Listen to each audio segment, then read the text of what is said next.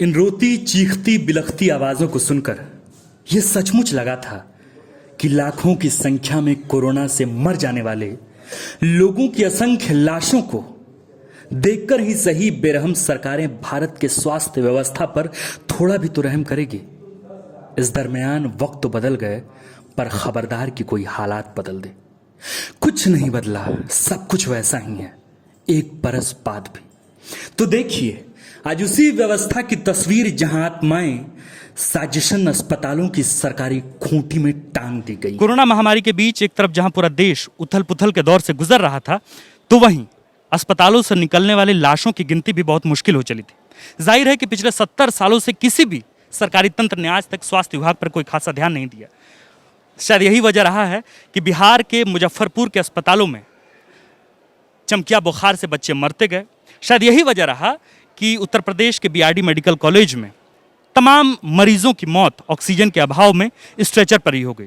शायद यही वजह रहा है कि महामारी के बीच संगम में वहां आसपास के इलाकों में लाश जलाने और दफनाने के लिए जगह कम पड़ गई थी। इस वक्त हम रांची में स्थित रिम्स में हैं। रिम्स में हम तमाम चीज़ों को देख रहे हैं कि किस तरीके से लोग नीचे ज़मीन पर लेटे हुए हैं। शायद ज़मीन पर लेटकर अपने इलाज कराने की इस नियति को वो भली भांति स्वीकार कर चुके हैं। तमाम तस्वीरें हम आपको इस वक्त दिखाएंगे। कितने दिन से यहाँ पे? यहाँ पे हल्ला 2 महीना। 2 महीना? 2 महीने से यहीं पे? हाँ यहाँ पे है। कहाँ सोना वोना कहाँ होता है? खाना सुना उना नहीं आई होता है। यहीं सो रही हैं? इनको दिखाना है? हाँ। क्या हुआ इनको? इनका आँख के दिखाना, पेट के दर्द कर। पेट में दर्द है तो डॉक्टर से बोली नहीं कि बेड चाहिए? 2 महीने से यहीं है। हाँ, बेड से नहीं आया, बाहर में रह गया। बेड नहीं था और डॉक्टर लोग आके चेक वे करते हैं कि नहीं? अंदर ले जाता है, अंदर ले जाता है। अंदर? तो अंदर ले जाना पड़ता होगा? कोई साथ में आता है ले जाने के लिए, मतलब डॉक्टर की तरफ से? नहीं, दोनों से जाएगा बेटा। आप अकेले लेके जाती हैं? कुल 3.3 करोड़ की आबादी वाले झारखंड राज्य में जिला अस्पतालों की कुल संख्या है 24 और उप जिला अस्पतालों की संख्या है मात्र 12। साल 2019 में ही राज्य के सबसे बड़े अस्पताल रिम्स में इलाज के दौरान 1150 बच्चों की मौत हो गई थी। बहरहाल जो भी हो, आज रिम्स की वजह से ही पूरे प्रदेश में कम से कम 200 से 300 लोगों की जानें हर रोज बच रही हैं। डॉक्टर बगैर अपनी जान की परवाह किए कोरोना महामारी के बीच 24/7 की ड्यूटी दे रहे हैं। वहीं कई डॉक्टर्स ने लोगों को बचाने में अपनी जिंदगी गंवाई भी है, तो डॉक्टर्स ने हजारों की जिंदगी को जीवन दान भी दिया है। क्या बोल रहे हैं डॉक्टर साहब? अभी जांच लिखवा बनवा के जांच करवा लिए? पूरा फूल गया पेट उठ तो नहीं करवा पाया।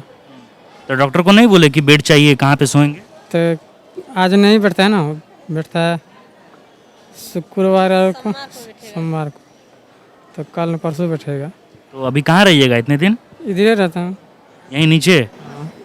नीचे ही रहिएगा? हाँ। राज्य के सीएम हों चाहे जिले के डीएम, हर बार ये इलाज के लिए मेडिका और मेदांता जैसे निजी अस्पतालों का ही रुख करते हैं, क्योंकि ये भी अच्छी तरह जानते हैं कि सरकारी अस्पतालों में अब कुछ भी नहीं रखा। हम लोग का उतना मेंटेन नहीं कर पा रहे। हम लोग मजदूर आदमी है, किधर क्या करेगा? क्या करते हैं आप? हम लोग मजदूरी करते हैं।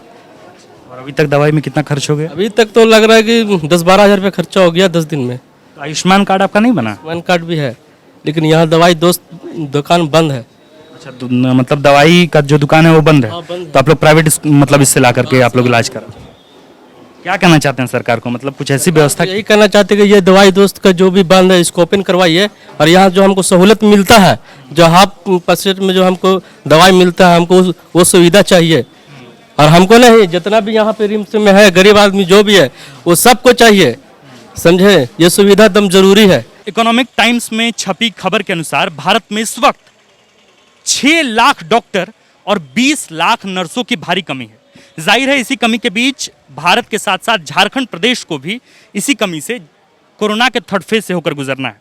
पर झारखंड में स्थिति ज़्यादा ही नाजुक है, क्योंकि तमाम अस्पतालों में इस वक्त जो पैरामेडिकल स्टाफ हैं वो अनुबंध पर काम कर रहे हैं। और हाल के ही दिनों में तमाम पैरामेडिकल स्टाफ जो अनुबंध पर काम कर रहे थे वो रांची में स्थित नेपाल हाउस के बाहर कई दिनों से आंदोलन कर रहे थे। उनका कहना है कि जल्द ही उनके अनुबंध को कैंसिल कर उन्हें परमानेंट यानी अस्थायी किया जाए। पर स्वास्थ्य विभाग की तरफ से और न ही स्वास्थ्य मंत्री बन्ना गुप्ता की तरफ से इस पर कोई बयान आया है। जाहिर है कि अगर तमाम अनुबंध कर्मी या पैरामेडिकल स्टाफ अगर अपने काम पर नहीं लौटते हैं, उस वक्त जब कोरोना का कहर फिर से बरपेगा राज्य में, तब इस वक्त झारखंड की स्थिति बेहद ही नाजुक होने वाली है। झारखंड सरकार की ओर से दी गई जानकारी के मुताबिक राज्य में इस वक्त 75 सामुदायिक स्वास्थ्य केंद्र, 2 अनुमंडलीय अस्पताल, 158 प्राथमिक स्वास्थ्य केंद्र, 394 स्वास्थ्य उपकेंद्र बनकर तैयार है, लेकिन मानव संसाधन के अभाव में इनका संचालन नहीं हो पा रहा। हाल ही में रिम्स में इलाज के लिए भर्ती कैदी कृष्ण मोहन झा रिम्स अस्पताल से ही फरार हो गया था। बिहार में कैदी की गिरफ्तारी के बाद प्रशासन को कृष्ण मोहन झा कैदी ने बताया कि रिम्स में इलाज अच्छा नहीं हो रहा था, इसलिए वो भाग गया। 23 दिसंबर 2018 प्रधानमंत्री नरेंद्र मोदी ने रांची के इसी प्रभात तारा मैदान से दुनिया के सबसे बड़े हेल्थ स्कीम योजना की शुभारंभ या उद्घोषणा की थी। उस योजना का नाम है आयुष्मान भारत जन आरोग्य योजना। प्रधानमंत्री से लेकर राज्यों के तमाम मुख्यमंत्री और भाजपाई कार्यकर्ताओं ने इस बात का दावा किया कि दुनिया की सबसे बड़ी हेल्थ स्कीम योजना है।